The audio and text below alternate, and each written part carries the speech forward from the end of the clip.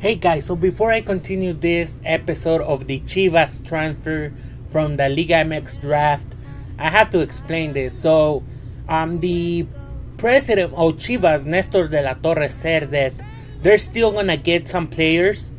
They might be from Europe or they might be from the national team, because all the players that are playing in the national team will have a different draft.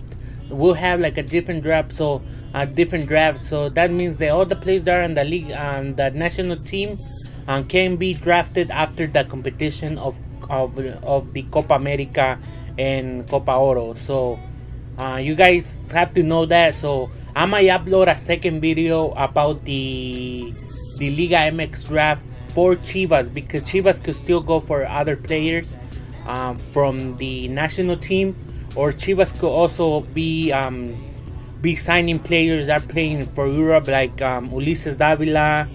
They could sign even Ulises Tavares from Colombia League. They could sign like all these different players that are Mexican, that are playing in Europe. Like, let's say, like they could probably go for a Javier Aquino also. So you guys have to make sure to know that, guys. So okay, let's go ahead and start this. Okay guys, so the first player that is coming to Chivas is Michel Vazquez, and he was on a loan on Veracruz. So he's returning to Chivas, and Chivas is keeping him because Chivas need a striker since we sold one of our strikers. So let's go to our next one. Our next one is a goalkeeper, Cota. Cota had an amazing season with Puebla, being so good with Puebla also. He did play some matches with Puebla, I believe, because Puebla did also had another goalkeeper. So it was between Cota and the other goalkeeper of Puebla. But he had an average, I had to say, an average season with Puebla.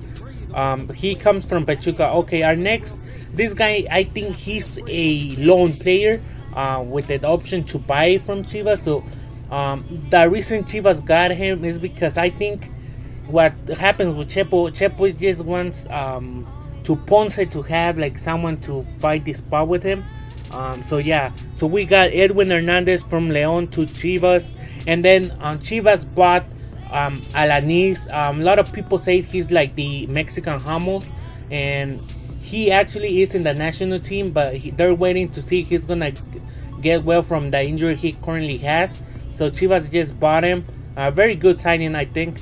And I'm gonna talk about more this signing, guys. So Pulido is having a little bit of issue right now because he wants to go to play to Europe. He's in Europe right now. He's like in this debate with FIFA and with the TAS.